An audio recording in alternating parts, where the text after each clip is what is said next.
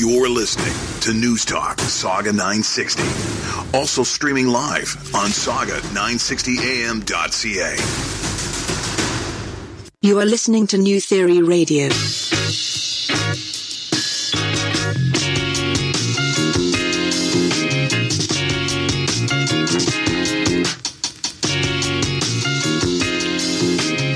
Hello and welcome to another edition of New Theory Radio here live on Talk Radio Saga 960 AM. My name is Nav Nanwa. I am your host, and this is the show where we theorize on all things current affairs, pop culture, and everyday life. And I'm very excited to be here back in the studio here at Saga 960 AM, still celebrating the fact that the Toronto Raptors won the championship about almost a week and a half ago, and still trying to recover from that amazing parade that took place on Monday. But we are actually going to kick things off here on New Theory Radio. I'm super excited to actually have a good friend of mine, and he's actually bringing along his daughter to talk and theorize with me on a couple of topics that are taking place or that are currently making news. And that's my good friend Anthony Carelli. You might have known him as Santino Marella in WWE. He's also the owner of Battle Arts Academy in Mississauga, as well as a TV host on Sportsnet for the show Aftermath, which airs on Mondays and Tuesdays. And he also is going to be bringing along his daughter, Bianca Carelli, who is an aspiring and very talented pro wrestler herself. And we will be theorizing on a couple of different topics. We'll do one around celebrity sightings in public. It's no secret that everybody and their mother has been seeing Kawhi Leonard in and around Toronto. So I thought it'd be great to pick the brain of both Anthony and Bianca's and get their thoughts on this, as well as, share some insight or allow them to share some thoughts regarding similar experiences that they may have felt here locally within the Peel region. We're also going to talk about fad fitness regimes and diets. I've been trying many different diets lately, and nothing's been successful. I've tried going keto. I've tried doing intermittent fasting. Haven't tried going vegan yet, but that's probably my last resort. But I'd love to pick both of their brains and get their theories on these regimes and these diets and just how they go about pursuing them and whether they actually work. And last but not least, because I got both a father and daughter here on the show, and it's a great sort of companion piece to the show we had last week around theories regarding fatherhood, is I want to talk about legacy. What's great about these two is that Bianca is actually following into the footsteps of her dad, who was a very successful pro wrestler in WWE, and just want to maybe talk a bit and get their theories regarding what family legacy means to them, and just maybe the pressure that maybe Bianca's facing now, trying to live up to her dad. Or if there is any pressure, we'll find out here on New Theory Radio. But we are going to take a quick commercial break, and when I come back, I'll be joined by both Anthony and Bianca in just a few moments. You are tuned into News Talk Saga 960, and we'll be right back.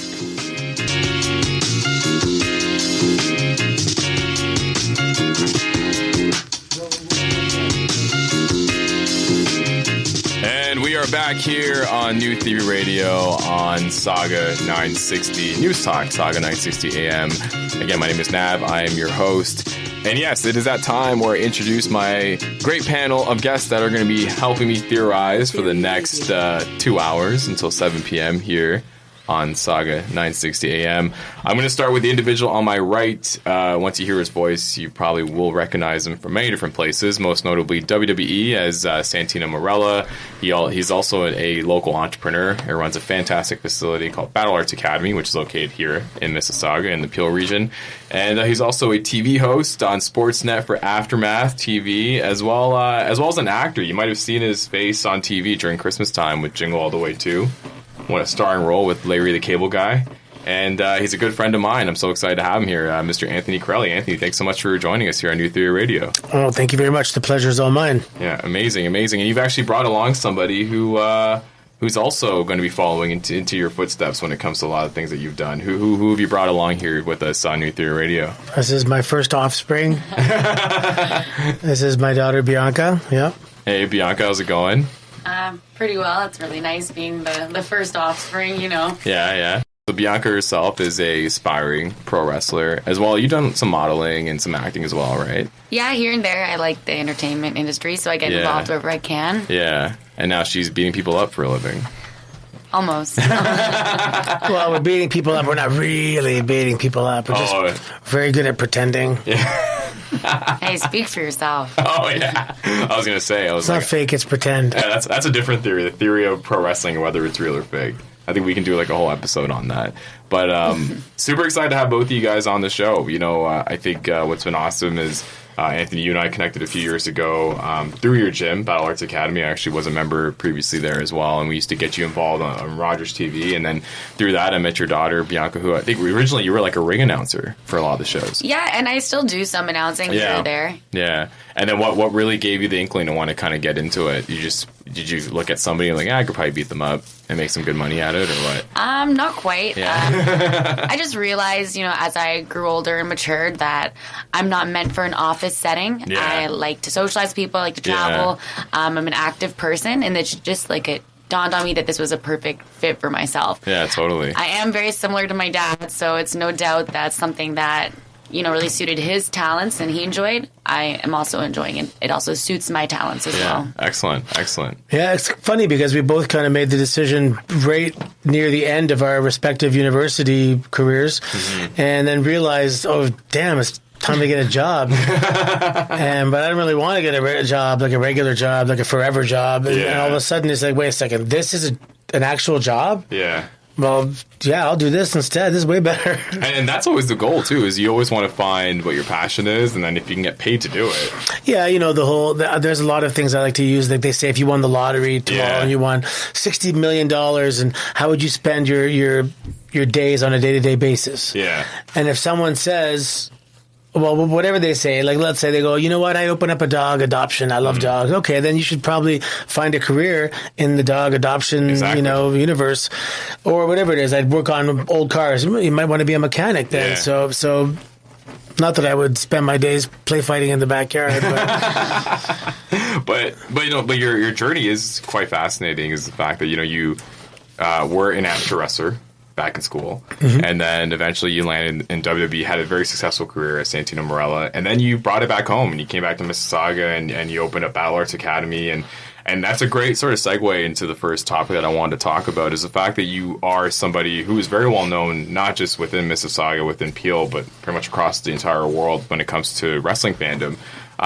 You really put your fork in the sand in Mississauga and created Battle Arts Academy and started becoming more public facing sort of in the community. Like you were the one that was greeting people at the door, and you were the one kind of going out to the local media and talking to people about what you do. And people were probably storming you all the time regarding, oh, aren't you the guy on TV? Aren't you the guy on TV? Asking you for autographs or asking you to kiss their babies or shake their hands. It's kind of similar to what we're seeing now this week with the Toronto Raptors and Kawhi Leonard.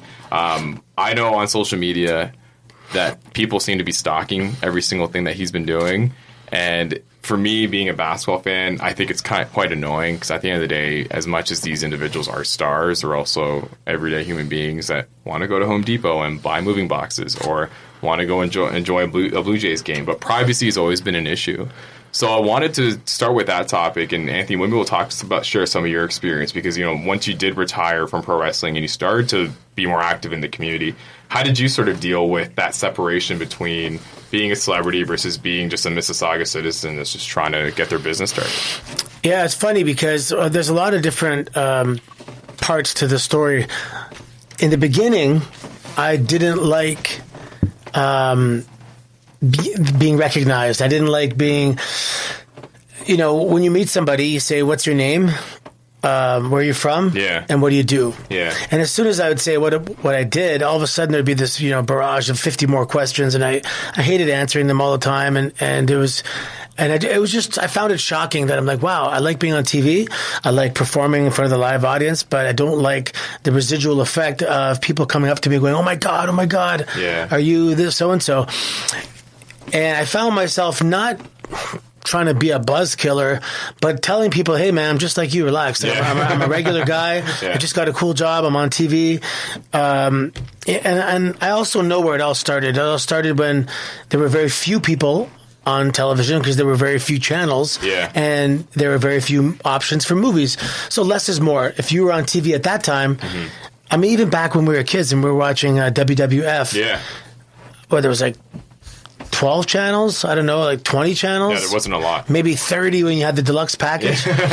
So if you were on TV back then, you were one of very few, one in a million, and now you're one of a million because there's 1,000 channels, and not to mention everything that's digital, podcasts and viral, shows we subscribe to YouTube, and they're all very legitimately successful in terms of numbers of viewers. They're all real.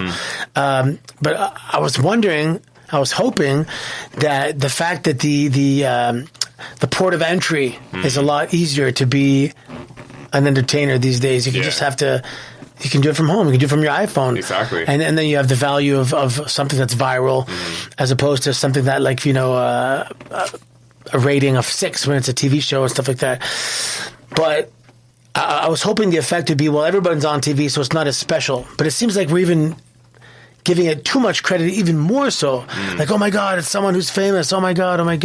And there's way too much value on that.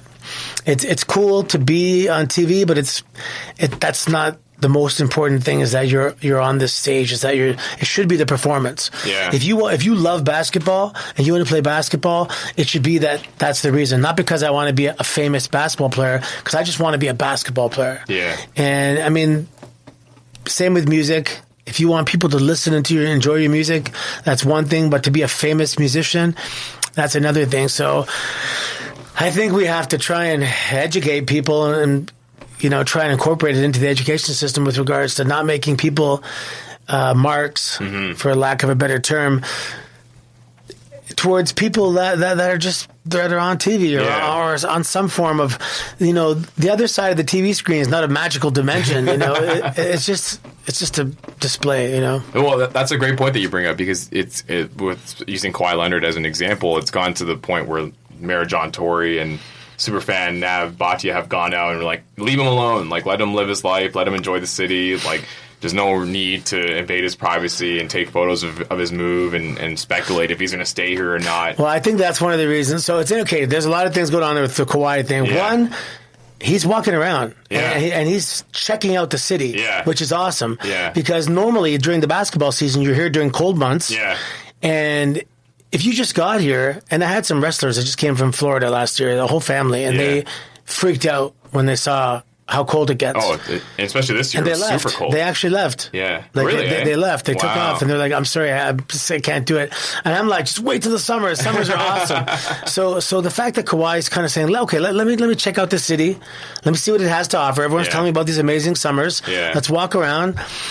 That's a good sign. That's a very good sign that he's open. Otherwise, he'd be back home already, home with his friends and family. So I think when I looked at his face and tried to read his expression when he saw the parade, I think it touched him, man. I think it shook him a little bit in terms of the amount of love. I don't know if LA would come out like that. No, I don't think so either. Because they have so much going on, right? Yeah. But I've never seen anything like that parade. So hopefully, if he does give a speech one day saying that, I'm here to stay, he'll mention that and say, like, man, that parade changed my mind because I couldn't, knowing that, okay, people get to win championships, but teams don't get to experience parades like that. No, definitely not. It was dangerous. It was beyond cool. It was actually horrific when I saw the numbers, and if anything happened, people would have been trampled, and it was very, very unsafe. No, definitely. But a spectacle to see for sure.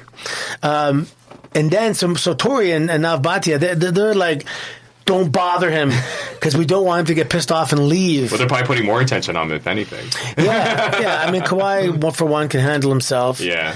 And he's not a celebrity like yesterday. Yeah. He's been a professional basketball player for a while, and he's okay.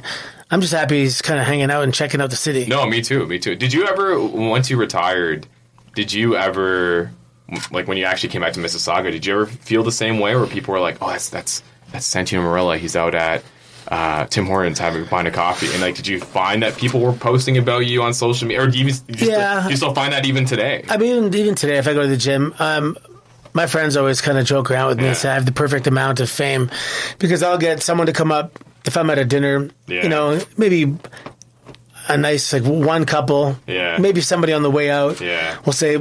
And for me, it's cool because I'm not, I was like I came from the crowd. My character came from the crowd. Exactly. I'm average sized person and stuff like that. So I don't have this larger than life appeal. I mean, don't get me wrong. There have been times when I've seen grown men shaking, taking selfies, and that like bothers me. I'm like, what's wrong with you, man? Yeah. I'm a guy. Yeah. I'm a guy just like you. Relax. But I don't get bombarded to the point where it ruins dinner with my family and stuff. Well, then switching gears, then Bianca, what I want to ask you then is, knowing that your dad has so much pedigree in the pro wrestling world, obviously when people see photos of you guys online and people make the correlation, oh, that's Santino Marella's daughter. Did you ever find yourself being in situations where some of these individuals that were fans of your dad were, I guess, starting to follow you on social media, or like you even felt like when you were out in public, oh, you're Santino's dad, that they would bombard you with questions regarding, his accomplishments and what he does? Well, I mean, yeah, once he was, famous and people started knowing who he was, it's really easy through the internet to find people. And so, yeah, like I've grown up getting messages from strangers, and of course I don't have to answer the strangers because I don't really want to engage with people that I don't know. Yeah. So there's kind of that side of things. People, they're so, you're so readily available, like through the internet to the people you don't know, and they come out and they contact you, and yeah, it's cool that they care and they're so into wrestling, and they want to find out more about me, because right now, like as I'm progressing my career, that's something that will be beneficial to me, that people are interested. So I mean, like that's a good thing. And yeah, like I don't really. But it doesn't annoy me or anything. It's like it's a part of it. Kind of like how you were mentioning, like Kawhi and going out. Like as a basketball player, you're doing something you love, and you know that attention is going to be a part of it. It's just unfortunate when that attention kind of gets out of hand. No, totally. So yeah, I enjoy the a connection to being associated with my dad because, well, one, it's kind of fun. Yeah. Two, it's gonna help me. But three, like I said before, it can kind of get out of hand, and can get a little uncomfortable when people you don't know are contacting you, but it's all a part of it, so you accept that, right? I think the big benefit here is the fact that you've seen him go through it, so I guess it kind of mentally prepares you regarding what this lifestyle will eventually bring. Yeah, I mean, back in the day when someone would come up and be acting kind of silly, I was kind of... look at her and be like, look at the way they're acting. Like, it's not right. And I've been pretty open about that. That's not the right way to be. Yeah. And and I applied that myself when I was in LA or Hollywood, and I'm meeting fans, and the fact that I just come up to them and say, hey, how's it going? And I noticed to have kids. How's being a dad? And just talking about regular stuff, and the look of appreciation for like thank you for just talking to me like a normal human being, and not shaking and saying, oh my god, oh my god, oh my god. Yeah, it's pretty crazy. Some people are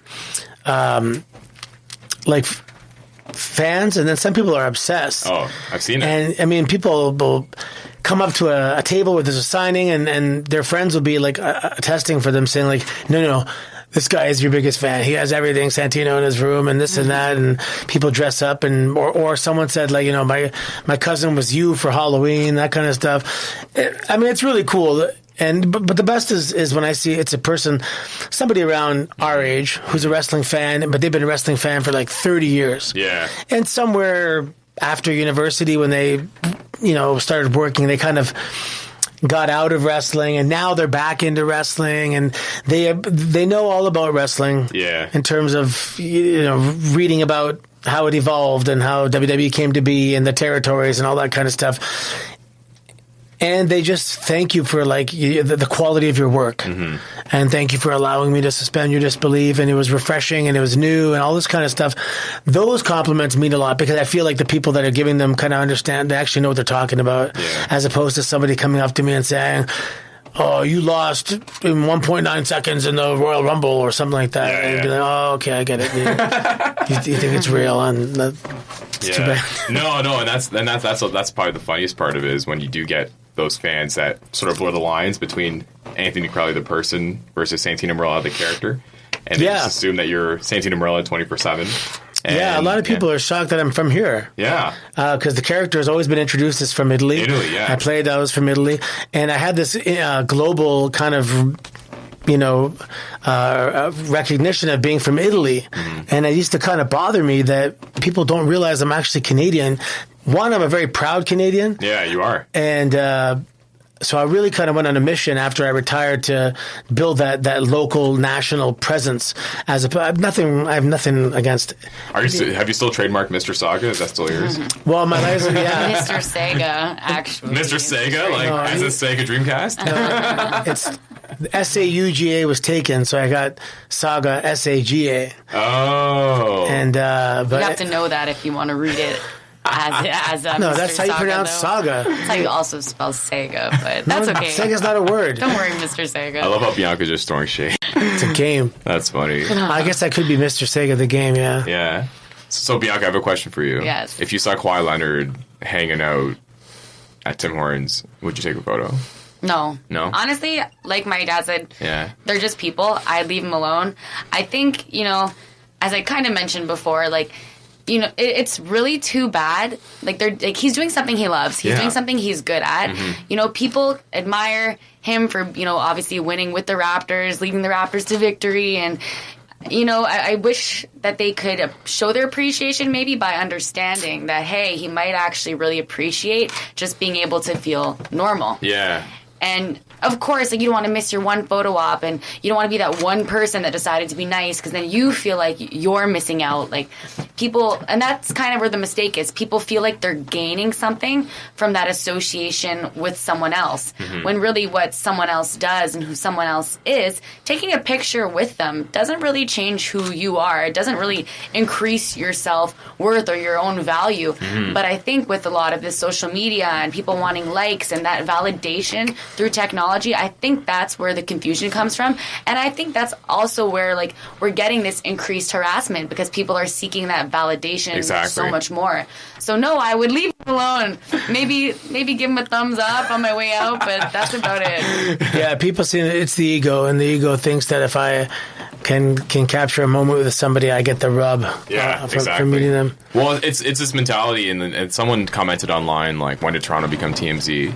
It was, and because there was one photo that I saw where he was at Cactus Club just having dinner, and the guy, and I'm motioning it right now, but he's eating dinner, he's smiling, has a creepy smile on his face. You just see Kawhi in the background just on his phone, minding his own business. But he did that because he wanted the exclusive. He went, Kawhi's at Cactus Club, he's going to stay. And it's just come on. Well, that's a whole other layer to the Kawhi thing. Everyone's trying to extrapolate meaning or extrude meaning from every action he does. Why is he here? Why is he there? Yeah. Is he checking out apartments? Is he whatever? Yeah, that's a whole nother. I mean, celebrity one thing, a celebrity that we want to stay is a whole nother animal. When you have previous colleagues of yours in town, and obviously they're going to hit you up and be like, hey Anthony, where do I go in Toronto, or where do I go in Mississauga? How have you dealt with them sort of getting around the city and potentially maybe and maybe this is just part of their lifestyle when it comes to them going to any city, but what's typically a wrestler's way in reacting to a lot of these so-called fans that maybe are trying to get snap photos? One thing I always find is that whenever there's, and this happens a lot in the pro wrestling world, is whenever there's a big event, you always get those troll photos of, I saw so-and-so at the airport, and that means they're going to make an appearance tonight. Is there a known response that these wrestlers usually take to things like that, where it's hey man, leave me alone. I'm just the early morning airport ones are the worst. Yeah. Generally when I'm flying home from an Eastern U.S. kind of city, the flight's at 6 a.m. on a Tuesday. Let's say you're on Raw Tuesday morning at 6 a.m. So you're going to get up at 4, and you're probably close to the airport. You're going to be at the airport at 5, and you fly out at 6. And there's people that are there from 4 to 6 probably. Are those the autograph junkies? Autograph junkies, but they bring their kids sometimes. Really? So they're teaching. Wow. Well, they're teaching their kids to get up early and wait for the signature of somebody else. I just think it's the absolute wrong thing to teach somebody. There is zero value to me. If your house is on fire, you're not running to get your autographs. You're not. If you are, you should burn in the house. No, I'm just kidding. I'm joking. I do this show before full of hot takes. That was literally a hot take. Yeah, it's but they're everywhere, and they're every single city. And one time we were in Scotland, and outside of this particular hotel in Glasgow, there might be 8 people parked at all times waiting for a wrestler to go to the gym or to go get a coffee or whatever. And one day I wake up and I come down for breakfast, and it's like 80 people outside. And I go, wow, man, wrestling's really popular in this town. Because there's 2 buses that wait for us to go to the venue, and they were already there pretty early in the day. And sometimes they hang out. The buses will park and hang out there all day. And then I realized that it was Real Madrid was coming in, the soccer team. So I go, okay. We're not that popular. That was quite the humbling moment. I'm sure. Yeah. Well, I remember one instance where I was in Yorkville, and two of my friends are walking on the street, and then there's like not a huge crowd, but there's a lot of people just sort of trying to peek into a window. It was Drake. He was there having dinner, and it was nuts because one of the women that were waiting for him was talking about how she was trying to get in, and security was like stopping her right away. And I got a weird vibe, so I was just telling my friend, like, hey, maybe we should not stick around, because I feel like some of the fans here are taking it to the extreme, trying to get into the restaurant when it was clearly after hours as well. And that's what bothers me most of the time is, being in the media industry and being able to meet people that you've seen on TV and being able to interview them. That's when you really get a sense of that. At the end of the day, they're just people. Like, they're people that do this for a living. They're thankful to have these opportunities. And sometimes they just want a little privacy, and they don't want to be bombarded by fans who are trying to maybe get that photo or that social media validation. Yeah, people don't think about this because they always the blame always goes on the celebrity. It always does. Does. But a lot of fans are very selfish. Mm-hmm. And people will be like, oh, selfish? How can you? Like, if you're an autograph collector and this celebrity that you want to get their autograph is with their family, your desire to fulfill your autograph collection is gonna trump their privacy, and you're going to go ask them. Mm-hmm. And that is wrong. Yeah, it really is. That's a selfish thing to do. And I saw Al Snow was one of my coaches and mentors, and when I saw Al Snow tell somebody, I'll sign whatever you want, just when I'm done eating. Yeah. Like, this is dinner time, this is my time. And I'm like, good, okay, I'm going to use that as well. And very often, if it's one person and it's, very discreet and that kind of thing, and they're being cool about it, I'll lean over for a picture. I'm not getting up from the table or anything. But normally, if it's a public place and I can see other people are kind of watching, and based on how I respond to this person, others are going to follow suit, then I'll say, you know what, just as soon as I'm done, man, no problem. But to that, when you notice that people are watching, do you feel you have to act a certain way, or are you past that point where you're like, you know what, I'm just going to live my life, I don't care? Yeah, I mean, there was a guy one time, he was in PetSmart, and he was doing, my wife will tell me, it's like, oh, you've been spotted. And this guy was like hiding in the aisle waiting for you. looking over, trying to, I'm like, listen, if you want to come up and say hi, that's cool, I'll say hi, of course, but I'm not going to go out of my way to say hi to you. Like, I'm here for a reason, to get something for my dog. And I'm approachable, but it's not a two-way street. I'm not really looking forward to meeting you, but I'll be nice enough to stop and say hi. And then, you could have said hi on something on social media. You could have said hi. The onus was put on you. Yeah, it's put on me. What? But at the gym sometimes I see a lot of guys that'll. Sometimes it's funny because I'll see the different levels, and people will be like, kind of. Nah. But can't actually, be him, nah. But let's actually get into that, because you decided to come back to Mississauga and you became an entrepreneur. You started your own gym. Did you find that you had a lot of marks? And people don't know what a mark is. It's a wrestling term used for fans, I guess, who think it's real. A mark is actually an interesting term. It's not just for wrestling. It's for like FBI. Yeah. It's for CIA. So back in the day when the wrestling was part of the carnival times, people would go to the carnivals because there was no books, there was no radio. Yeah. If there was a poster about the carnival coming to town, it was a big deal because you didn't have any nothing. You wanted to hear music, you had to play it yourself. And this is when wrestling really was really in its infancy, but quite popular. And the carnival would come to town, and then let's say I was an undercover chalk guy, and I'd walk around. If I saw that you had cash, I'd go, oh, excuse me, bump into you, and with a little chalk, I put a mark on your shoulder. Oh, now, if I'm the promoter guy, the hype man, and I see that you have a mark on your shoulder, a mark, then I'm going to come up to you and say, hey, at 3 p.m. today, it's the champion of Hungary versus the champion of Great Britain to find out who's the greatest wrestling champion of all of Europe. And, hyping you up, and you'd be like, I got to see this. It's only $1 and blah, blah, blah. But I wouldn't waste my time. I'd only approach the people that had the marks on them. They were all marks. That's where the expression came from. Targets. So did you someone that wasn't in on the work? Yeah. And did you have a lot of marks that came into your gym, knowing that you were who you were? And yeah, I mean, you know what? There are people there that are fans, and their kids joined the gym because it was Santino's gym. Yeah. But now they're athletes. I mean, they've been there for years. Now they treat me like a coach. Yeah. But I mean, there are people that are fans, but they're not going to translate into customers, and that's fine too. I'm not going to be rude to somebody just because they're not going to become a customer. You can come and say hi anytime at the gym, but if you want to be a professional wrestler, then I've had people come up to that want to join pro wrestling that because they're fans, but they don't realize what they're actually getting themselves into, like the actual work that goes into and that's just because they're fans of pro wrestling, not necessarily because they're fans of me. But it definitely helped, being on TV, and definitely helped with making the gym, people aware of the gym. Yeah, and it's fascinating that we're talking about pro wrestling because I've been a pro wrestling fan my entire life, and I'm just equally a Raptors fan. The kind of fandom that you see in pro wrestling is unprecedented in my eyes. Like, you obviously have your diehard New York Yankees fans, your diehard Toronto Maple Leafs fans, now your diehard Toronto Raptors fans. But pro wrestling, there's something about pro wrestling fans that just makes some of them very unique and just very passionate. Yeah, I mean, we obviously like the Raptors because we're from Toronto, or the Maple Leafs because we're from Toronto.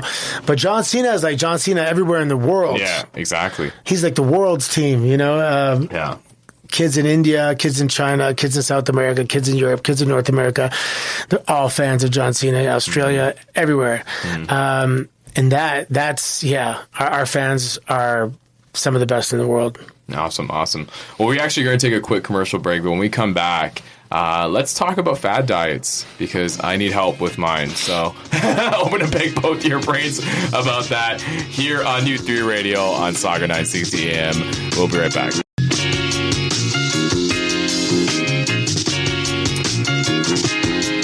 And we are back here on New Theory Radio, live on News Talk, Saga 960 AM. I'm your host, Nav Nanwa. Thank you very much for tuning in. And I'm joined by local entrepreneur, previous WWE wrestler, and all-around great guy, Anthony Carelli, as well as his daughter, Bianca Carelli. A.K.A. Bulking Face. I knew you were going to say something like Bulking that. Bulking season. That should be like your new Twitter hashtag. You know what? Maybe it will be after. It's funny, though, these days, if you want to just, sometimes you want to just eat like a pig. It's okay. Just call it Bulking Face. And now it has a purpose. Yeah, carb loading. Is that what it is? I am bulking. I am bulking. And now my leaning out phase. To cut up later, Yeah, exactly. Is that the process? You lean out and then you bulk? Traditional bodybuilding was like that. Yeah. Where you had a bulking phase where you gained like 60 pounds. Really? And then you'd cut down 55 and try and keep 5 pounds of muscle. Oh, wow. That's old school. Wow. My bulking phase wasn't that serious. I'm a lot more careful, a little slow. I'm bulking in the sense that I wasn't eating carbohydrates, and now, I've introduced a little more carbohydrates over the past week and a half, 2 weeks, which, because my body was so used to eating so clean, I feel like, I have noticed that I'm less lean than I was before, which is good, because that's what I want, because I've been working out with a lot of heavy weight. I'm trying to put more muscle mass on, and I have, so that's good. Once I start my leaning phase, as of tomorrow, and I complete the bulking phase. Mind you, this is being recorded, so we're gonna hold you to that. That's tomorrow you'll see. I'll be very lean. That's sweet. That's awesome. Well, that's a great segue to what I want to talk about next, and that is fad diets. And there seems to be a new fad diet every single day. And when I say fad, I'm talking about things that are they kind of start within the fitness community and then they kind of trickle out, because I think people assume, if this person's doing it and they're super fit, it might work for me. And, we're seeing obviously the keto diet intermittent fasting was a thing, probably still is a thing for people. It is. People are going vegan left and right. People are just looking for those quick fixes in regards to how they can make a drastic change to their lifestyle, because obviously when it comes to getting fit, it does start with what you eat. And if you're just tuning in, Bianca, who is Anthony's daughter, is an aspiring pro wrestler. I'm sure I'm going to hold on to this interview because she's probably going to blow up, and I'll say, hey, I interviewed her first on New Theory Radio. And so I'd love to talk to you about your sort of mindset when it comes to fad diets. Are you currently doing one? And if you're not, how are you sort of approaching a lot of these different sort of ones that are coming up, and how everyone's trying to jump in and trying to use that to see results as soon as possible? Well, I have a lot of theories on that. Oh, so that's here a we great go. Question. So to begin with, when I started exploring different diets, I started with paleo a couple years back. Okay. I was doing some boxing. Yeah. And so, in boxing, sometimes you have to cut weight for fights. So our coach had us practice cutting weight. So paleo is like eating a lot of seeds and like a lot of natural foods, right? Yeah, you can't eat any below ground vegetables. Oh, okay. It was carbless. Yes. And it was just kind of like a lot of above ground vegetables, like you said, like leaves and seeds, berries were fine, meat, fish, all that kind of stuff. So actually, I think, were sweet potatoes okay? I can't remember. Yeah, no, the below ground, that's the keto thing. I think it's anything that would have been, the rule of thumb is any food that would have been available to a Paleolithic man, like a caveman. Paleo is also called the caveman diet, yes, because they had no access to anything that would have been processed.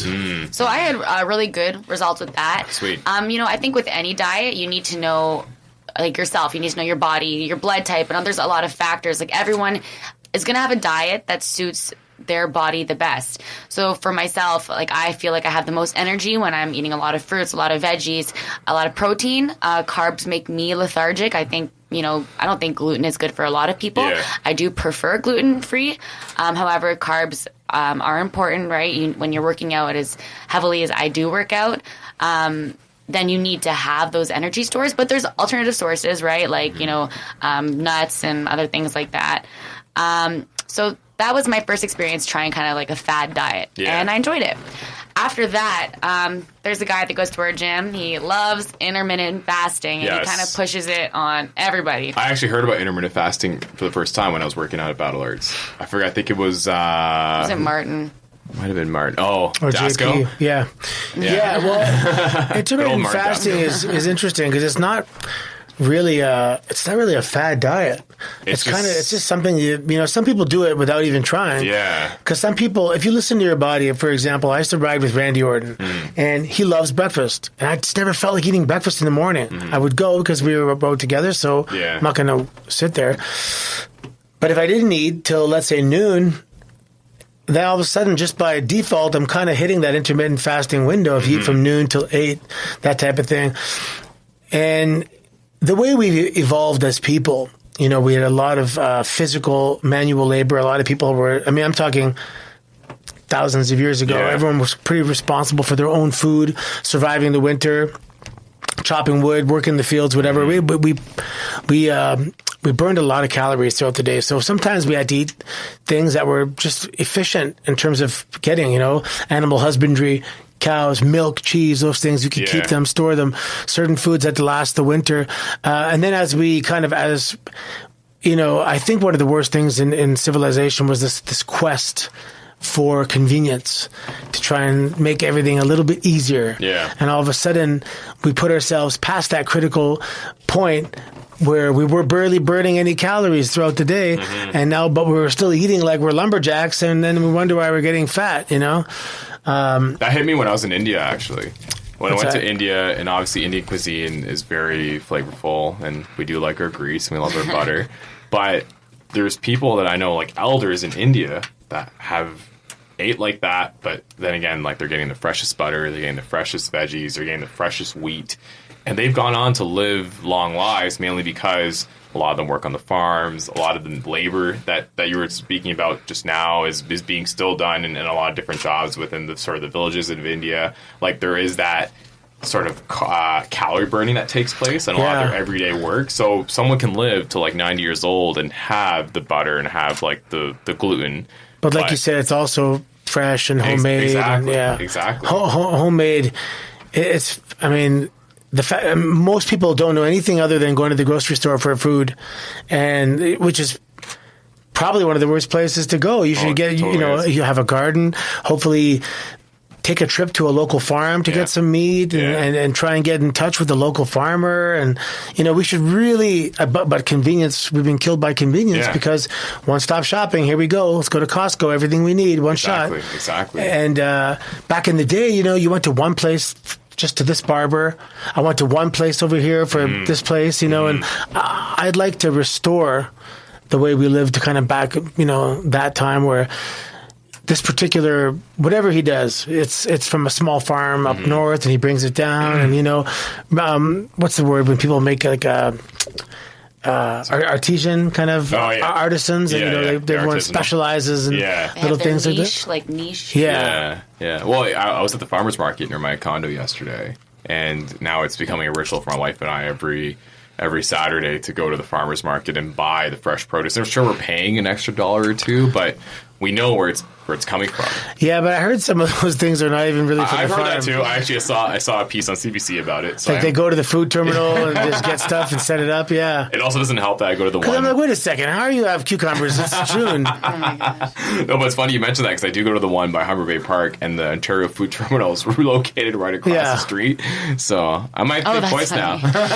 Well, there's a lot of different things, and you can. This is the thing that with all these different diets, you can superimpose them all. Yeah. You can have basically a paleo type diet, and have intermittent fasting. Does that help? Like, is that something where if you really want to see results, like you mix it up? Depends on the person. Yeah. So like for me, when I tried intermittent fasting, the first month I found that like it was very effective. I found, when I was eating during my window and I was eating very clean because I was just getting into the diet. Yeah. I was really prepared. I was making sure my meals had all the protein that I needed. Yeah. I had like all the carbs I needed because since you're not eating for long periods of time, I wanted to make sure I was getting the proper nutrients. But then once like the newness, I guess, of the diet kind of wore off after a month and I'd seen all these great results, I started thinking like, wow, I'm starving today. I didn't prepare anything. Well, I haven't eaten all day, so I can have this shawarma. It's fine. Yeah. And then I started getting sloppy with it. And so the results that I had in the month, like after the following 3 weeks, they were pretty much gone. Like I felt like it really didn't do anything because it didn't suit my lifestyle. Yeah. There's too much prep that has to go into it. Your body also adapts pretty quickly. I heard that you can plateau when you intermittent fasting. That must have happened. Yeah. So I've changed now. So I'm not doing intermittent fasting. I mean, some mornings I'll wake up and I'll do my fasted workouts, but that's not really me fasting. That's just, me trying to burn my fat and kind of kickstart my metabolism in the morning. Is that like the empty stomach cardio, like that type of stuff? Or yeah, Dad, you told me about that. That's why that's what I do every day. We get up, we go to the gym. First thing is go to the gym, work out, empty stomach, come home, and of course,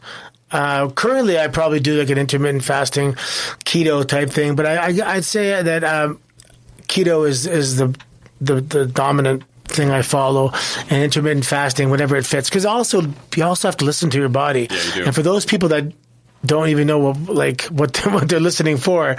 Sometimes I'm just tired. Sometimes I want to eat. Sometimes Sometimes I'm not hungry at all. I'll just kind of do what my body's telling me. Damn, I forgot what I was going to say about the keto. Yeah, keto is not even it didn't originate from the health industry.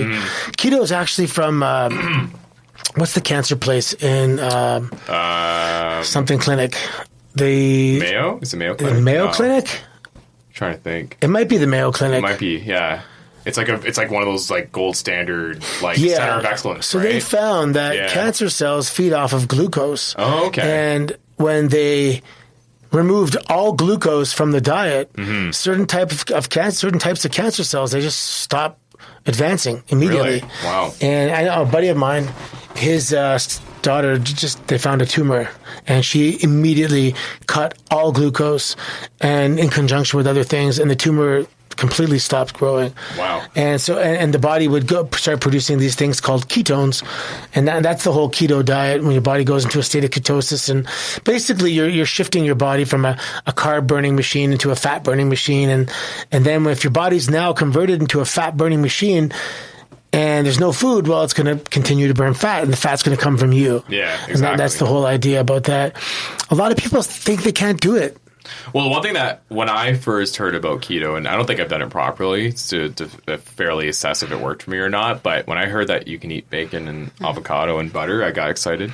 Yeah. Those are 3 things that I love. But Yeah, if you can have a piece of cheese if you're hungry with olives, I'm like, how can you fail? Like I was thinking like charcuterie platters, right? I was like, my wife and I love a good charcuterie platter, so now we can eat it because it's keto. Just can't have the bread. Yeah, exactly, which is also tough, especially when you get like a nice crispy bread too. But I went to Tandoori Flame this week, and I couldn't have any rice or naan. Oh yeah, just actually? all butter chicken. But that's the thing, though. You have to fit a diet, like find a diet that fits your lifestyle. Like for myself, I don't really care too much about cheese, and I don't. I mean, like you don't like cheese? I like it, but it's not like, oh my god, I get to eat cheese. It's not like, a make or break. Like you can live without it. It's really not. Yeah, like for me, like I guess in a sense, like when I was talking to my dad about the keto diet, he was kind of saying, "Oh, you should try it. It's good because it's worked for him."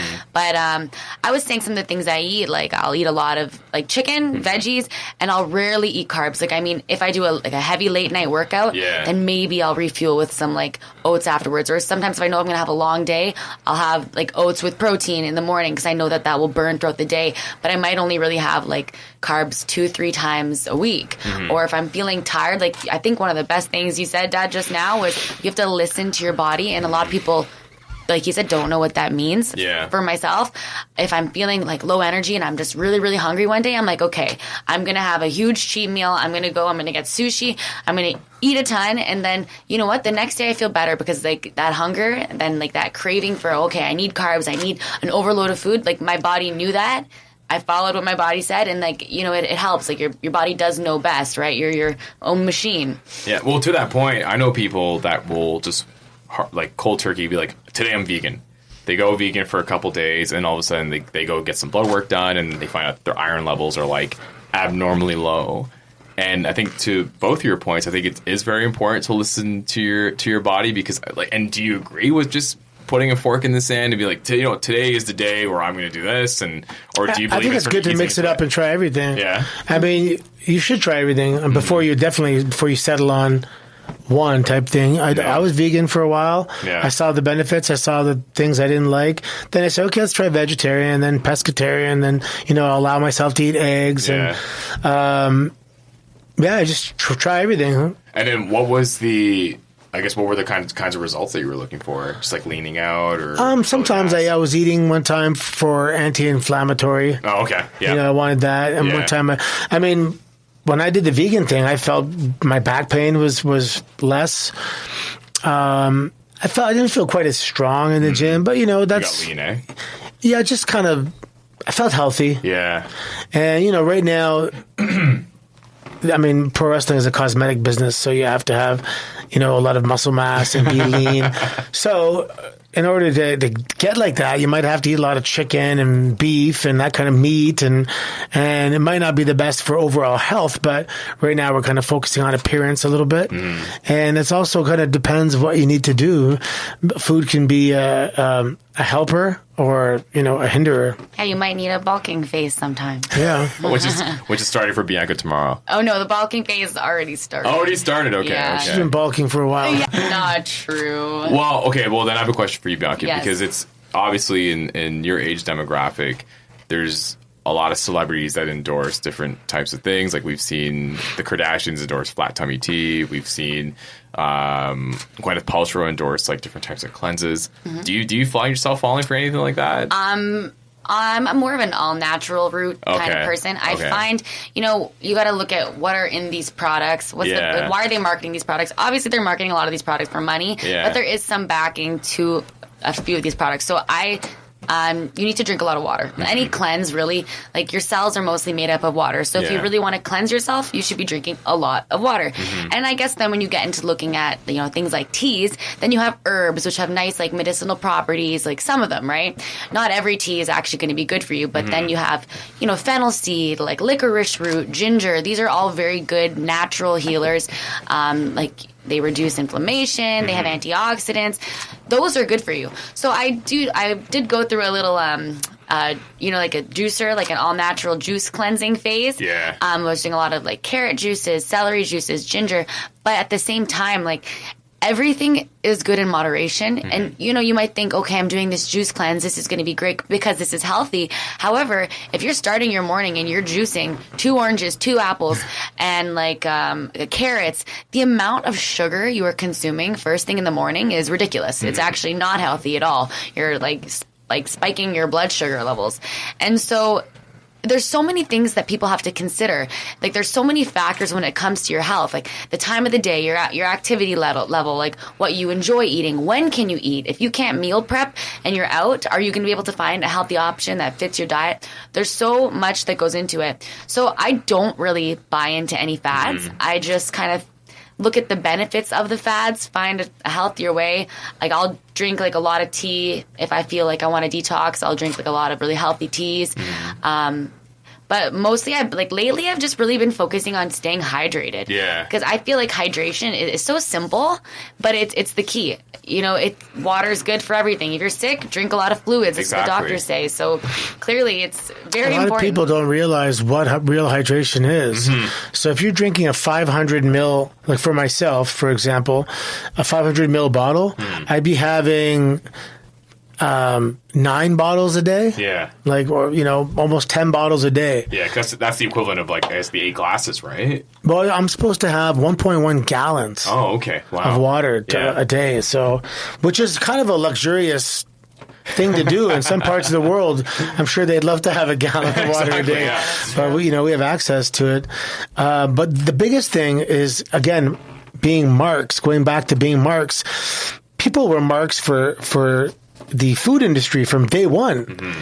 As we're kids and we're watching cartoons, we're getting bombarded with Pop-Tarts and Pop-Tarts. What's the one, the pastries and cereals and all this stuff, and they make it look fun with cartoons and part of this nutritious breakfast, and it's horrible. Do you remember in school at about 10:30 in the morning, that first recess, everyone was just like passing out at their desks? Yeah.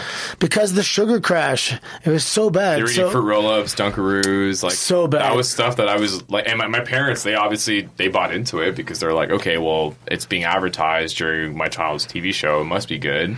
Like there was no sense of nutrition back then in regards to like the education behind it. Yeah, you can't even get mad at your parents. Yeah. Because they didn't know better. But I'm like, Ma, you gave us candy. Captain Crunch is candy. Yeah. And that's... Hey, it's a grain. I know, I'm Crunch? kidding. Well, Captain Crunch is making a comeback. And it's targeting like our generation. Like it's targeting like the millennial generation. Now it has nostalgic, yeah. And now they're almost positioning it as a dessert. Like, oh, it's a fun, nostalgic dessert for you to have when you want to feel like a kid again.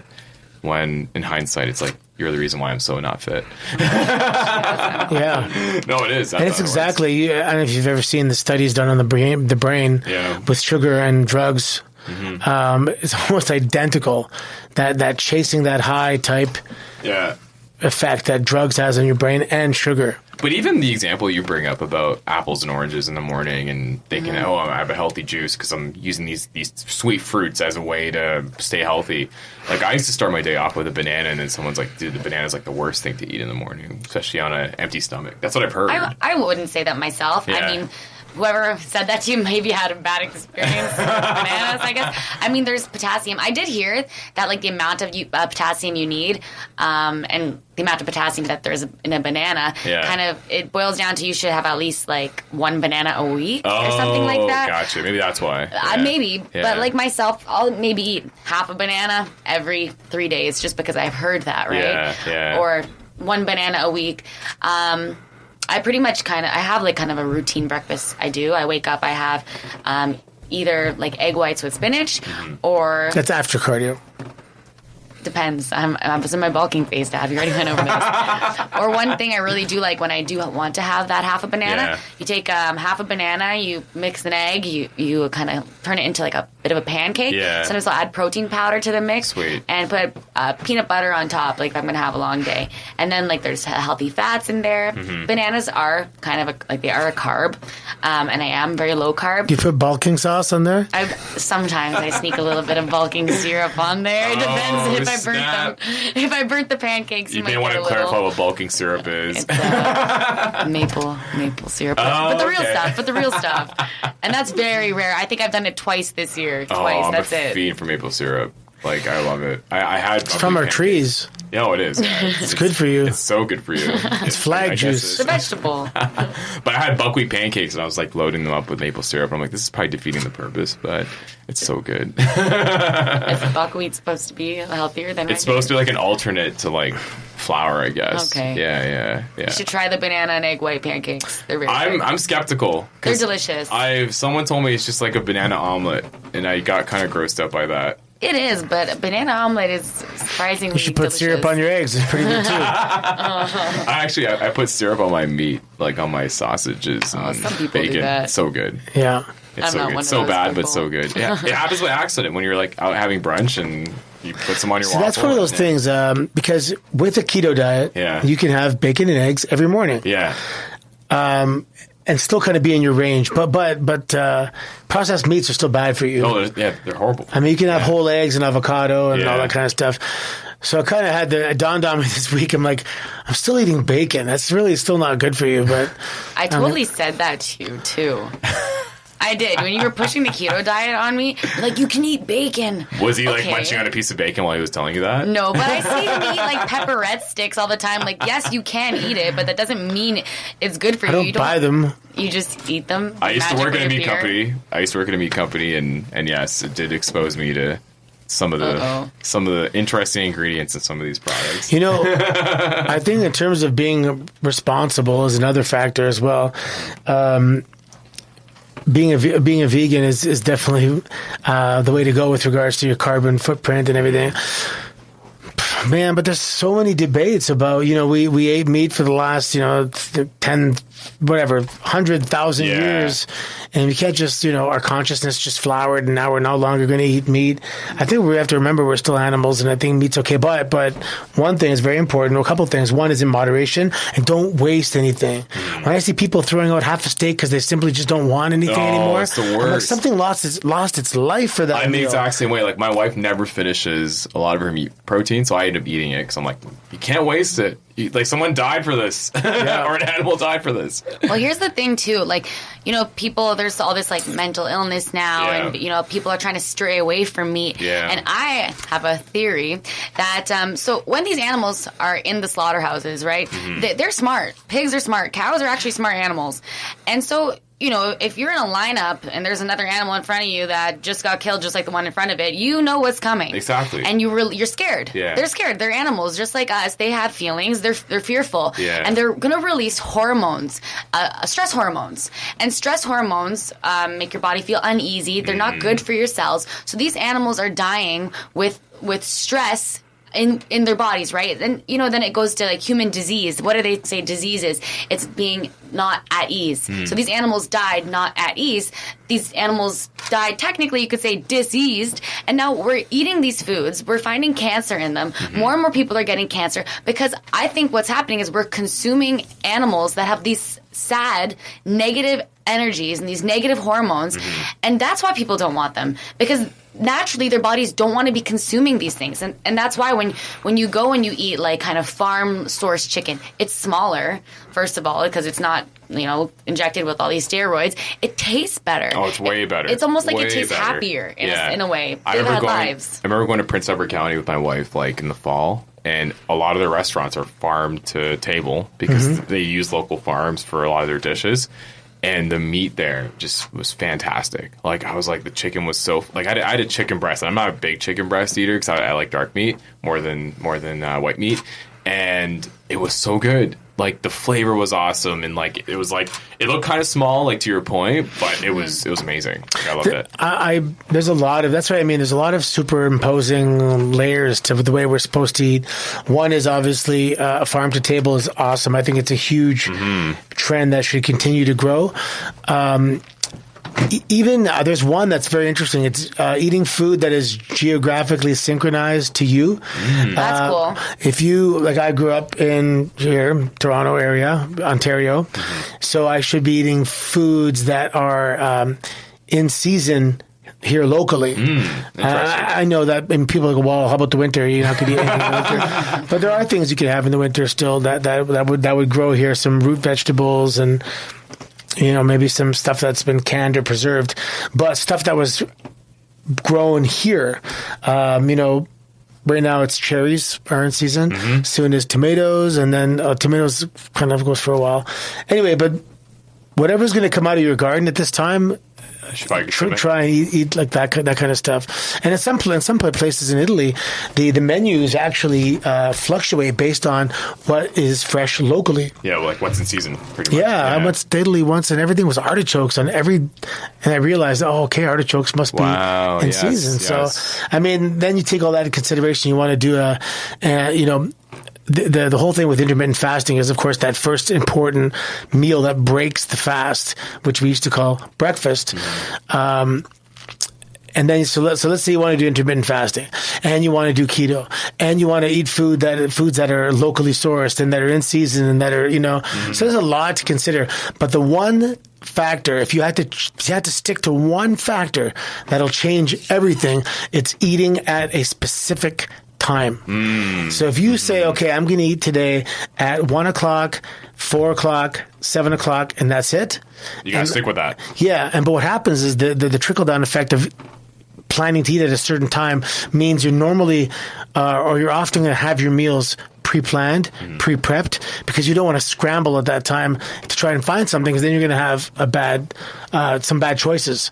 So if you could stick to one factor, it's eating at a very specific time or times, and then other habits kind of fall into place. So that's a great insight that you provide, because the one thing that I wanted to bring up was when I was doing intermittent fasting, my window was typically 12 to 8. So I would have my lunch or my breakfast at 12. I would try to eat after work, roughly, or even just before work. I have a bit of a big snack. And then I would then have dinner before 8 o'clock. Sometimes if I get busy at work, that fast becomes like 1 to 9.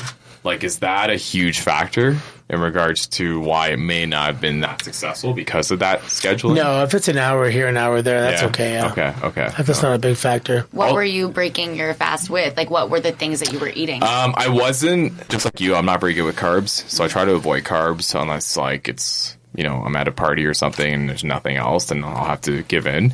But typically for lunch, I usually would do a protein and a bit of a salad. Salad is usually my go-to. Just because I like it's just a lot easier when you're buying a lunch and just want something quick. But it was mainly salads. It wasn't anything like a burger or anything like that. Like, I typically avoid that, but it was usually a big protein dish with some type of greens on the side. Well, like, you could always look into like what kind of like spices we're using. We're using a lot of oils. Yeah, like, that too. Yeah, you got to look at the flavors. Sometimes people forget about the fats. That's a huge an error, where somebody will have something really lean, like let's say a chicken breast, and then some steamed asparagus, and that sounds like a pretty good meal, but you're not getting your fats in there, and your fats are really going to help tie everything together. To close off this segment, what are your thoughts on Beyond Meat? Have you guys tried it? Have you guys incorporated it?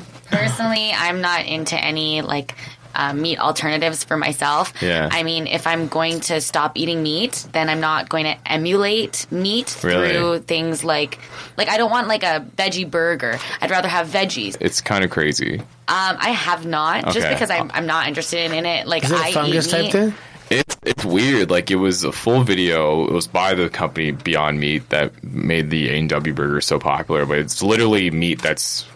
it doesn't sound good because it's literally in a lab that's it's being created in, but it's a lot of it is mimicking the color or like the bleed using beet juice, and the really trying to get to like the fiber level of an actual meat and trying to compare it to the veggie or the vegetable that maybe that animal was eating to get that same type of fiber. It does have a texture. It does. I thought like ground beef that has, sometimes when you ground up meat, you could have a little bit of connective tissue or some cartilage. So there'd be something different in there.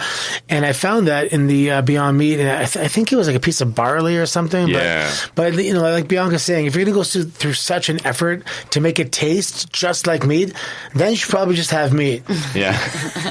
Because there's people I know that have actually had Beyond Meat who aren't, like, who've never had meat in their lives, and they're like, this is so gross. Oh, like, really? Yeah. That's interesting. I met someone actually at a wedding last week who's been a vegetarian her entire life, and she's like, oh, I went to A&W, and I was like, let me see what this Beyond Meat burger is like, because she's used to having her bean-based patties or some of these other types of veggie burgers that exist, and she thought it was gross. She was not feeling it, and for me, I didn't mind it too much. My wife and I actually bought 2 Beyond Meat burgers. They're super pricey, like $10 for 2 patties. Yeah, it's really costly. Well, like, it tastes just like a hamburger. Well, maybe that's the mustard, pickles, tomatoes, lettuce, buns, and it's everything else that goes with it. Exactly.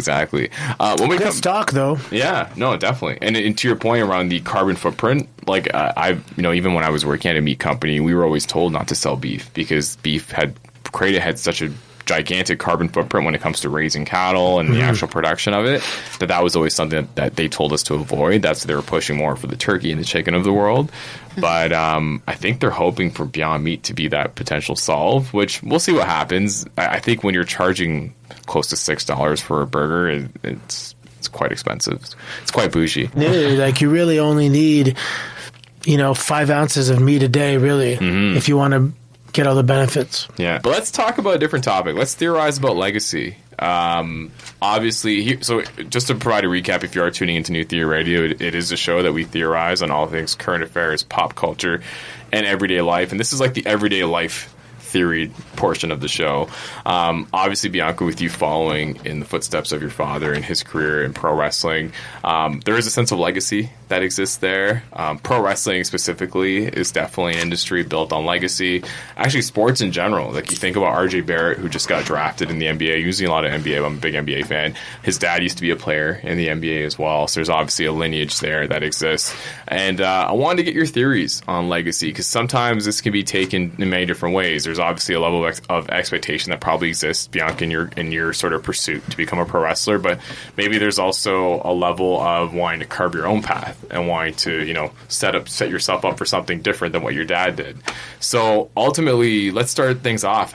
Do you find now that you're in pro wrestling and that you're pursuing this career that there is a little bit of pressure on you regarding the path that your dad has created? Well, I get a lot of people saying to me, oh, are you going to be Santina? Oh. My dad was Santino. Yeah. And, like you said, there is kind of like an expectation or a pressure to be as good as my dad. Like, my dad's a funny guy. He was extremely entertaining. A lot of people loved the character that he played.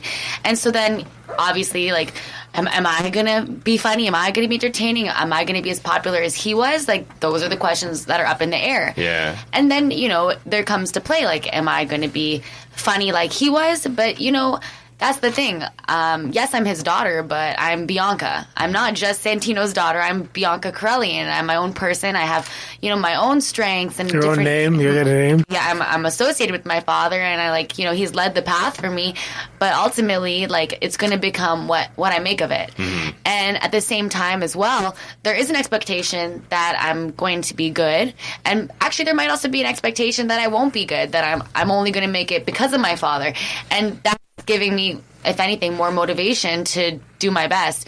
So, it's not she has it so much easier.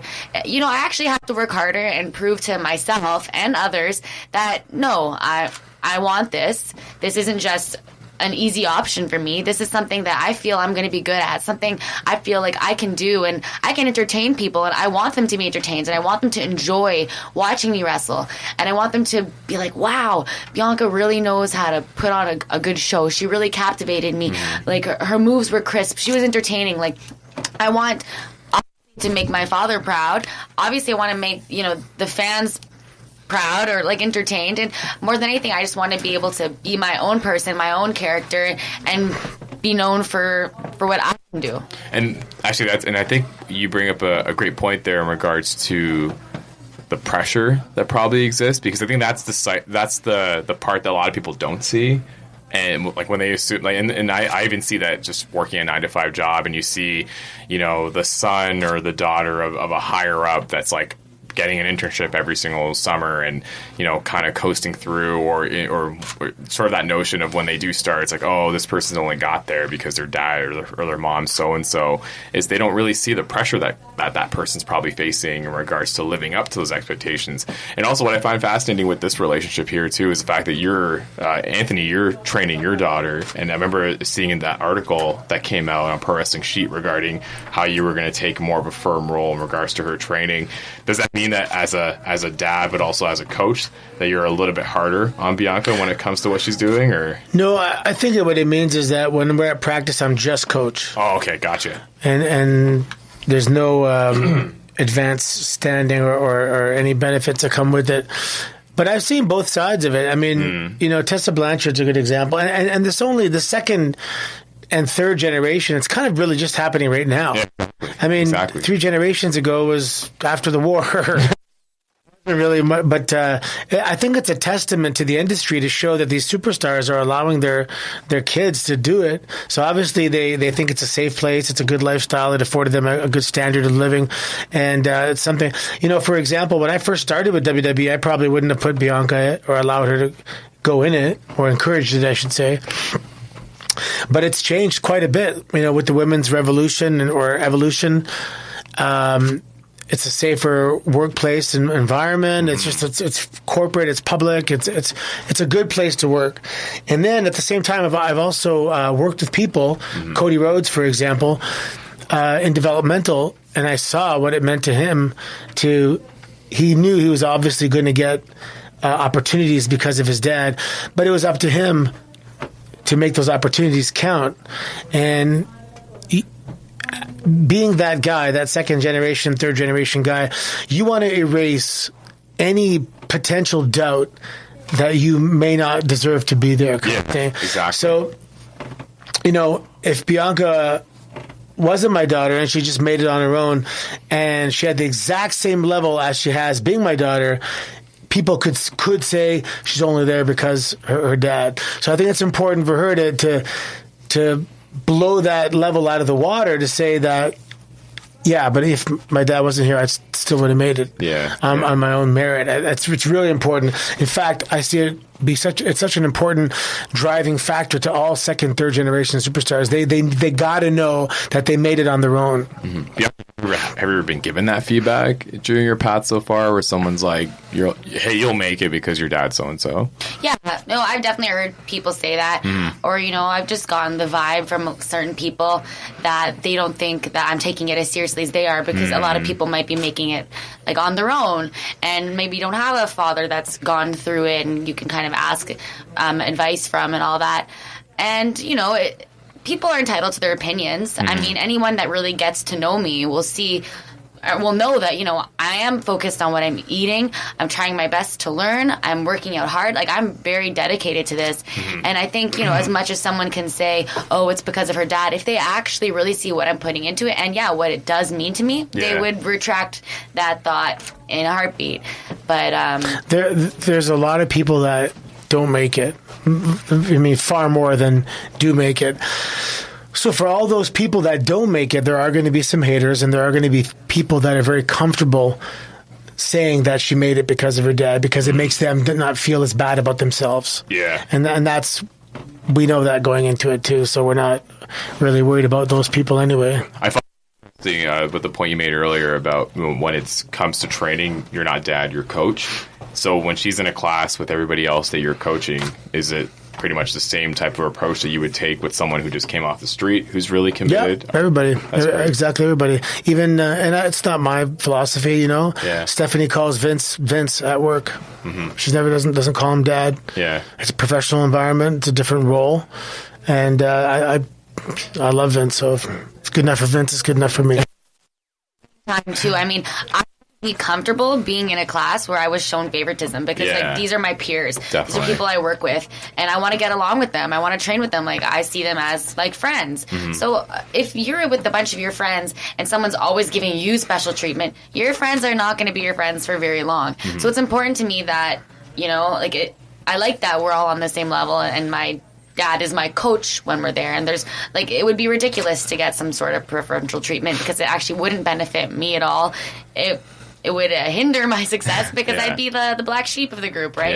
Yeah, exactly. But when she goes to NXT one day, there's other second generation people there. Yeah, it's like a whole, to your point, it's a whole different crop that's coming up. And you're seeing that now across the board in pro wrestling, MMA. We talked about just basketball recently. Like there's this new generation that was inspired by their peers or even by their parents. And even just a more recent example is the fact that Del Curry used to play for the Toronto Raptors. And now Stephen Curry was obviously playing against us when it came to... Yeah, it's interesting. Bianca got to see... me kind of on TV growing up, and now her brother who is 8 months is going to watch her. Yeah. So let's say in 4 years from now, she'll, probably be in the peak or prime of her career, 4 to 6 years from now, and he'll be, 4, 5, 6 years old. So he's going to, it's just, it's very, very. Now that's, if you ask me. Yeah, excited. No.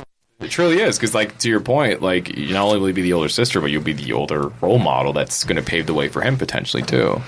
It's going to be fun, man, when we go to WrestleMania to watch Bianca as opposed to going down because we're in it. It's going to be so much more enjoyable, less pressure, fun to see for all you. Yeah. Anthony's going to have a backseat. He's going to go to all the parties and all the schmooze as well. Bianca will be stressed trying to plan her match. I'm going to act poorly to get her in trouble. Oh, my God. To...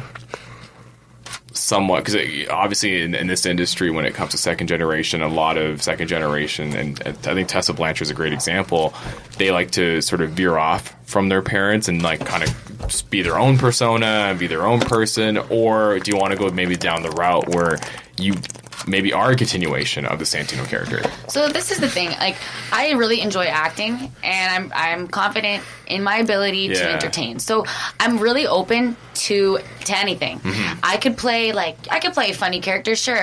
I could be a very mean character. I could be pretty much whatever I want. Mm-hmm. I feel confident enough portraying any character and having fun with it. I believe I'm a pretty creative person, so I can take something and roll with it, which I'm hoping would make me kind of an asset, knowing that I'm versatile in that sense. Yeah. But I do have some ideas. Right now, my character at Battle Arts Academy is kind of just a snobby. This is my dad's jam. Oh, it really? Suits the show. Yeah. That's but great. In the future, I did think of a name because my dad was Santino Marella. Yeah. If I were to play some kind of glamorous Italian female character, then maybe I'd go with Sophia Marella. Oh, interesting. Which is my middle name. Yeah. But at the end of the day, if you're given a role, you take it and you make what you can of it, and that's kind of the attitude I'm taking with that. Yeah, a lot of people, you can't get too focused on the character while you're at this level. Mm-hmm. Up until the day before I became Santino, I was a completely different character. Yeah, you were like a shooter. I remember. I was a Russian character named Boris Alexiev, and then all of a sudden I got a phone call, and I flew it the next day, and it became Santino, and that was it. So it really depends on whatever job is available at the time. And who knows? Because there's guys for example, Curtis Axel. He doesn't go by heading. No. And it's like a fusion name like Rocky Maivia. Or even what's his name? Mike Rotundo's kids. Yeah, they don't go. They don't have any association to their dad. That was a fascinating part when following your journey, and this is me totally talking from a point of view of a fan, because I remember seeing some of your videos as Boris. And it was very similar. Were you in developmental when Nick Dinsmore was there as well, before he became Eugene? He probably just got called up as I was there, yeah. Because it was one of those things where, again, both you guys, I guess, in developmental were very serious pro wrestlers. Yeah, Nick Dinsmore's a really, really good wrestler. And then you guys got to the main stage, and it was like a total flip. How did you, and this is totally off topic, but maybe this kind of relates back to Legacy, being that clearly Bianca has some ideas regarding potential character sort of approach that, and what advice would you give Bianca when it comes to molding that character or being thrown a curveball regarding how you need to adapt quickly when you're on the big stage? Yeah, well, Bianca's always kind of been around the business, and she obviously knew who I was before I became Santino. Yeah. So she, very clearly has seen the difference between me playing a character and me, so she knows it's a character. Mm-hmm. Sometimes I think it's more difficult when if she wrestled as Bianca Carelli, because that's whatever the brand they wanted to, go with. That's kind of more difficult. Like now, how do I act as I'm kind of, because there's guys like Randy Orton, John Cena. Those are their names, and how do they act when?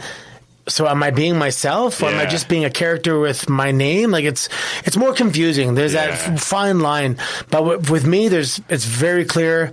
This is one. This is completely another, and I find it to be easier. So hopefully, it'll be like that for her too. So hopefully she'll be able to flick the switch and become this character. Yeah, no, I could definitely see that level of versatility kind of running in the family for sure.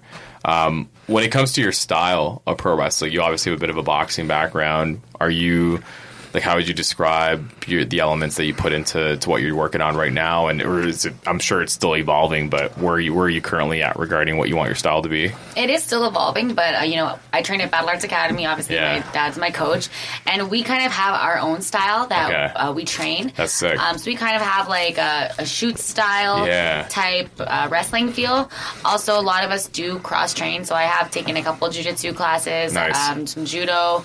There's Muay Thai that we offer, as well as boxing. So we actually are really lucky to have the opportunity to train, these actual MMA sports. And then, it's really up to you and how creative you can get in the ring to take those components and blend them into, typical pro wrestling and developing your own style. And I feel like, as I gain more experience and as time goes on and the more I learn, the more I'll be able to see what suits me, what I like, what I don't like, and really figure out what works for me. And I'm just kind of in that creative process right now, and it's a lot of fun. I'm just learning and as much as I can. Yeah, in 2004 I was in Japan, and that's when I fell in love with this shoot style of wrestling. God, is that 15 years ago now? Oh my God, that's crazy. It is 2019. Jeez. And but also at that time, the UFC and Pride fighting, it was taking off. It was just blowing up. It definitely was. And I said, okay, now people know what real fighting looks like. So, and we also just came out and said that professional wrestling is a work. So then, taking all that into consideration, our objective is to make them suspend their disbelief and really get into it. So we're going to have to fuse this kind of realistic MMA pro wrestling thing together. And I called it back in 2004, and I'm like, I got to stick to my guns. And 15 years later, it's actually starting to happen. I tell people, if I'm going to train you to be a wrestler, I'm not going to train you to what's happening right now, because by the time you get there, this is old. I got to train you to what I believe it's going to be like at the time it's going to be when you're ready. Like a quarterback, I'm not throwing to where you are, I'm throwing to where you're going to be. Yeah, gotcha. And so I had to stick to my guns, and believe in whatever I saw, and it's actually coming to reality now. There's a whole bunch of wrestlers. Ronda Rousey was just there. There's a whole bunch of crossover with MMA fighters. There's a couple guys in NXT that have this realistic grappling background, and it takes that now for people to really believe it. But then on the other hand, there's intergender wrestling, there is hardcore wrestling, there's lucha libre, which is a little bit of a disconnect for me anyway, with regards to someone doing a triple backflip, head scissors, flip around. Like, it's kind of hard to believe that could happen in a real fight until someone does it in a UFC, and then all of a sudden it's going to be real. We saw a powerbomb or a German suplex in a UFC. There's been drop kicks now. Yeah, it's crazy. There's been a couple kicks off the fence. There's been a bunch of stuff. Yeah. Just wanted to kind of go all the way back when Bianca had that conversation with you, saying, "Hey, Dad, I think I want to do this." What were some of your reservations at that time? Actually, the one that said, "Hey, okay, you're done university. Do you want to actually do this? It's pretty fun. Interesting." And there's a legitimate opportunity, Yeah, and even for myself, there were people that were, right up until the end saying, "You're out of your mind. This is 1 in a million shot. Like, you got to be realistic. You're not going to make this," kind of thing. And obviously, I defied the odds, but those odds were a lot better for her. Did you ever think about, did you always want to train her, or did you ever think about her going somewhere else to get trained? Well, in the beginning, she was going to Western in London, so she trained with someone else, Tyson. Oh, okay. Yeah, Tyson Dukes, yeah. And then she came home. And then when she goes down to NXT, she'll be training with other people down there as well. Yeah, that's cool. And Bianca, when it comes to, I guess, your training style, what's something that you really like? What really excites you right now when it comes to training pro wrestling? Like, what's driving you to want to get better? And is there anything that you like that you really enjoy about it? That's a lot of fun for you. Like in terms of like your training regimen, like what's driving you right now? Okay. Well, I guess I'm getting more into like the bodybuilding aspect, like the aesthetic aspect of wrestling, the bulking right aspect. Now.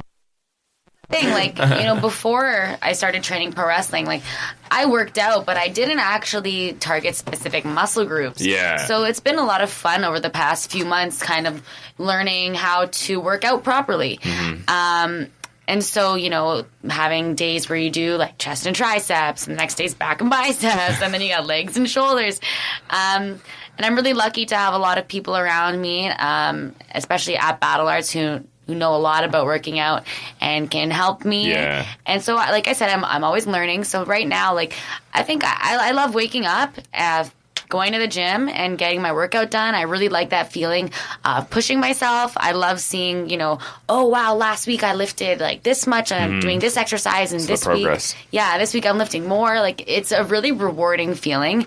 I like seeing the results as well. It's like, tangible, like you put those hours in and it's not for nothing. You can see the results, you can feel the results.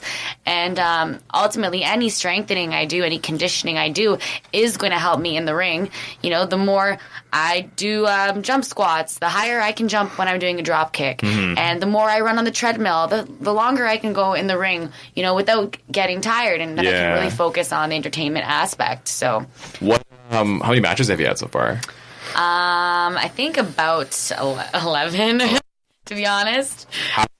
First one. And I'm sure, Anthony, you're keeping a keen eye when she was in that first match. Yeah, I mean, it's really short, and it's kind of hard, this is the thing. You have to have a lot of matches just to get rid of the basic mistakes. Yeah. And then there's going to be a lot of matches that you're kind of floundering, and honestly, you really need like 1,000 matches before you really get it. And when you think about someone that might be having 100 matches a year, that's a long time. That's 10 years. Yeah. So you really got to hopefully get to a place where you can have 4 or 5 matches a week and practice, and it's going to take us still a few years to get there. Yeah. So that first match was... I was 2 months into training wrestling. Yeah. And I was extremely nervous because I don't know if a lot of people really even wrestle after 2 months. Yeah. But I was thrown into the water and I didn't sink. That's good. So, like my father mentioned, every opportunity to get into the ring, every opportunity to have a match is an opportunity to learn something. Yeah. And I think, what did you say to me in the second or third match? If you learn from your mistakes, then you learned a lot today. I mean, I correct the students, but I also help make the students realize that, the things I'm pointing out, I made the same mistakes as well. Yeah, exactly. So, and most people will. You got to see them. And then that's what makes people like you who've been through it before really great coaches, because you know exactly just what that person in the ring is probably going through. Yeah, and one thing, when I went down to the Performance Center as a guest coach, it was really cool that a lot of the things I implemented here, they're actually doing right there at the Harvard of Professional Wrestling. They watch a lot of tape. They'll do a couple shows on, let's say, Friday or Saturday in the local Florida loop. And then Mondays and Tuesdays, they're sitting with coaches. They're watching tape, breaking it down, pausing, pointing out different psychology things, and making sure everything makes sense. And that's where I got into the Battle Arts Pro thing. So they have these 3 tiers there, where they have something called PC Live, Performance Center Live, where the absolute beginners put on full dress rehearsals for their peers.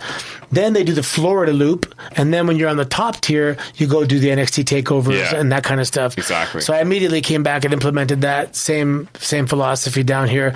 We have Battle Arts Live.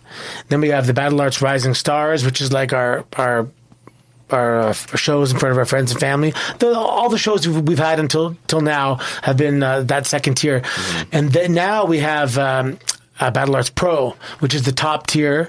And then this is going to be what I consider the product that I want to put out there and say, this is Battle Arts, Well, before we kind of conclude this segment, and we'll actually for the next segment, we'll go a bit more deeper onto the Battle Arts Pro show. Bianca, I'm going to ask you a tough question. In 5 years, where are you going to be? I hope headlining WrestleMania? I have a very ambitious personality. I'm a go-getter, and if I'm going to do something, I want to do it the best. I want to do it all the way, and I'm going to do it to the top.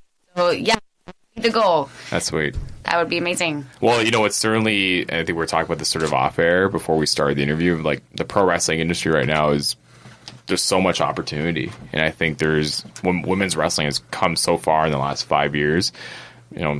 I'd say out of all the industries, it's the one that lagged behind for most of its time. But it's glad that's finally at the forefront. And we saw Ronda Rousey, Becky Lynch, Charlotte Flair headlining WrestleMania this year. So I think there's a lot of potential here, which is great. Let's talk more about your upcoming Battle Arts Pro show, Anthony. I also want to get your thoughts on some of the pro wrestling things that are taking place. We're obviously seeing new companies popping up left and right, and the scene in Toronto looks to be booming quite a lot as well. So we'll talk more about that here on New Theory Radio on Saga 960 AM.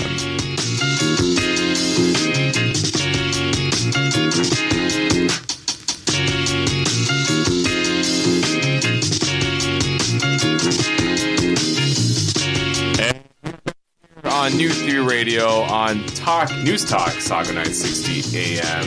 I'm your host, Nav Nanwa, and this is a show where we theorize on all things current affairs, pop culture, and everyday life. And for the last 2 hours, I've been joined by former WWE Pro Wrestler, current owner of Battle Arts Academy, as well. He's on TV each Monday and Tuesday on Sportsnet. Tuesdays, we're on Aftermath, and Wednesdays, I'm on Twitch. Oh, yes, he's on Twitch. With Behind the Lights. Behind the Lights, and it's my good friend, Anthony Carelli. And I have his daughter in the studio, aspiring pro wrestler Bianca Carelli, as well. Thank you both for joining me. This has been a fantastic time having you both on to talk about many different topics. Kawhi Leonard, Raptors, fans stalking other celebrities for autographs. Diets. Bulking season. I think Kawhi Leonard's in a bulking phase right now. That's why he's at all these restaurants. Yeah, that's the one thing we figured out over the last 2 hours is that Kawhi Leonard's definitely bulking. Hopefully for a return to Toronto next season. But super exciting things that are taking place in the next few weeks. Actually, on July 13th at the Don Koloff Arena, located at Battle Arts Academy, it is the Battle Arts Pro show taking place. And Anthony, this is you mentioned it earlier. This is a big moment for Battle Arts Academy because this introduces a brand new tier of Battle Arts shows that are going to be taking place. You touched on it earlier, but you mentioned that a lot of this came about because of the time you spent at the WWE Performance Center. Yeah, well, originally when I first opened Battle Arts, I wanted it to be a Canadian developmental territory. I still do, but the way it works, it goes by market. So North America is one market. So for North America, they already have Orlando. Yeah. But so then the next thing down the list is to be an official partner, something like Evolve, and to have this, professional relationship with WWE and still develop talent and have an exchange of talent and all that kind of stuff. In order to do that, we have to now become a promotion. So up till now, it's been student shows and student shows only. But that being said, the quality of the wrestling at our student shows is better than anywhere else because, most of the other indies, there's nothing wrong with them. It's just the same guys everywhere. Like if you're an indie guy and you're working London and Kitchener and Oshawa and, it's all the same guy, right? Yeah, you're doing that entire loop because it's all close by. Yeah, it's just a different rendition of an indie show. Yeah. But I wasn't an indie promoter, so on our particular show, there's 14 guys, and 10 are my students, and 4 are from the outside, including myself. I'm actually going to have a match, and I just want to show really my interpretation of what this business is supposed to be like. That kind of reminds me of just the conversation we had during the commercial break around how the wrestling industry is very much like the music industry. And right now you're starting to see a little bit of a mix because of social media. A lot of local talent are getting put on bigger stages. Specifically, I come from Brampton, so the city of Brampton has done a fantastic job in trying to integrate mainstream artists with local talent to give them the rub, per se, if you want to use the wrestling term. Mm-hmm. But I like that about what you're doing with Battle Arts Pro because obviously some of the guys that I know that are going to be on the show that are from Battle Arts, these are guys that were homegrown within your academy, but they're performing at an elite level, which can match up with some of these other wrestlers who maybe are on TV or maybe are making a living, and now the opportunities are becoming much bigger. Is this, for you as a coach, is Battle Arts Pro almost a whole new motivator for the students in regards to, hey, no longer do I not want like no longer do I just want to make the Rising Stars show. It's like, no, I want to be on Battle Arts Pro so I can actually compete with some of the best in the industry. Yeah, exactly. So 3 of my students right now that are going to be in the show are going to be wrestling with some top guys. And I'm hoping that they can see the pattern with regards to, okay, this guy trains every day. This guy's in great shape. This guy's taking it serious. Yeah. And those are the guys that are getting the opportunities. And hopefully that it is a motivator to break from that second tier to the top tier and capitalize on the opportunities. For example, Impact Wrestling is putting on a show the very next day in our building, so July 14th. So Scott Demore, Executive VP of Impact Wrestling, is going to be there on the 13th. So this is, an executive VP of one of the largest wrestling companies in the world coming into your house to come watch you wrestle.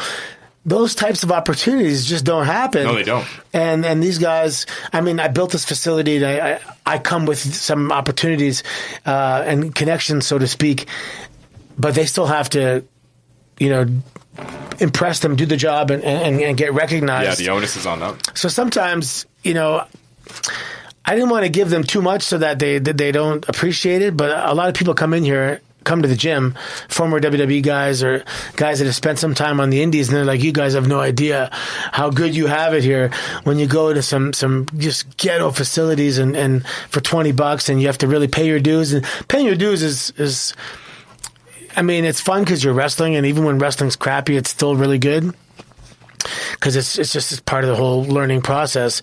But hopefully they appreciate what they have and the opportunities that are going to be made available to them.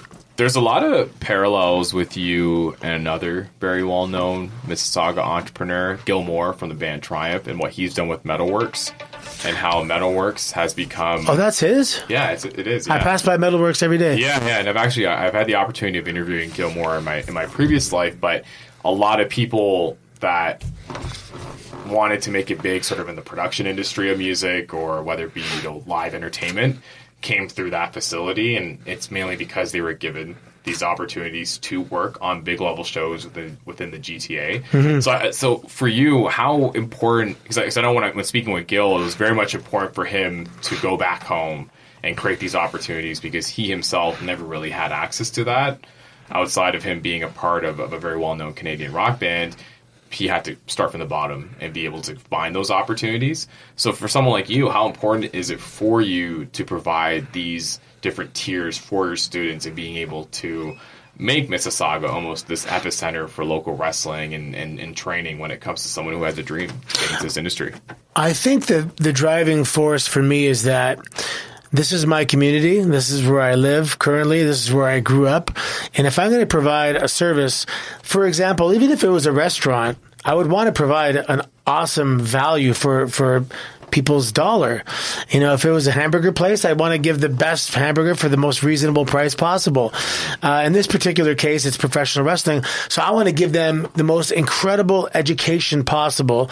And for the price they're paying, they're getting an education that's comparable to the WWE Performance Center in terms of the number of days per week that we train, the access to other live events and independent companies to go work, a strength and conditioning facility. We do local in-house shows. We have access to TV, everything.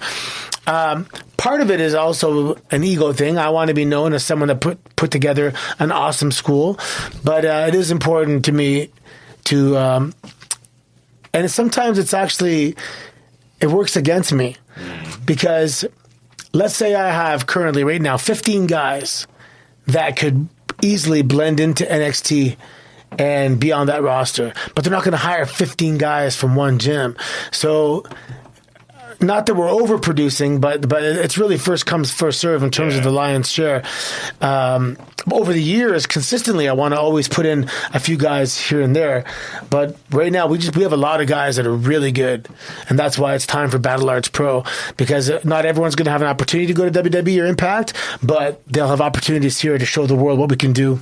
I kind of struggle with your ego comment, because I've seen people in this industry as well as other industries that will simply slap their name on something and wipe their hands clean, and people will assume, oh, it's so-and-so's facility, they had this much experience, but I've never seen them a day in my life as I'm training there, as I'm learning.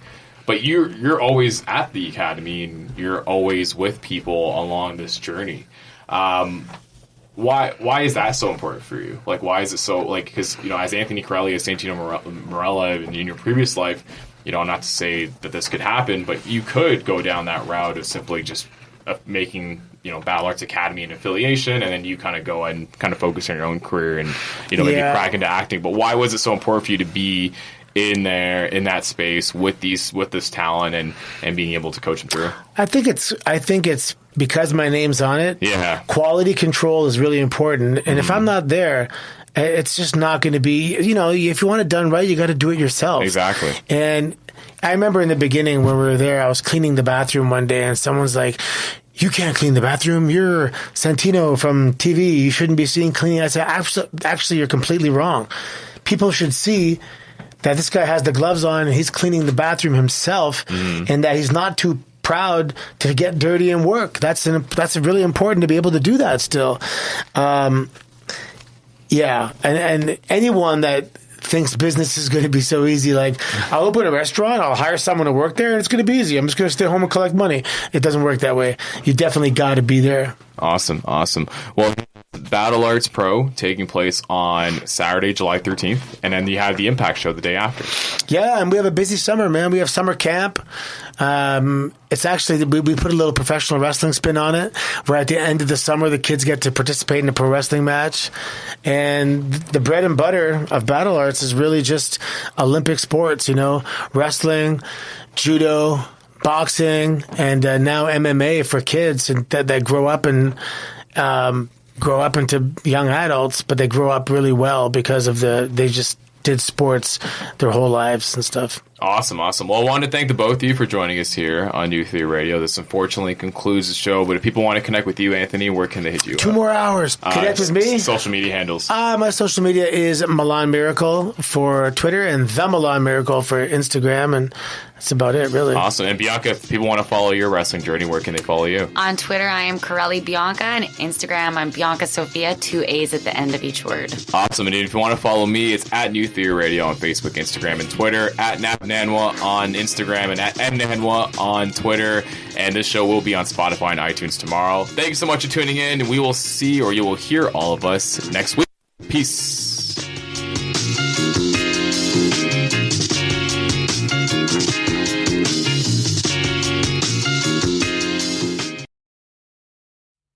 At American University, we don't just hope for change, we create it.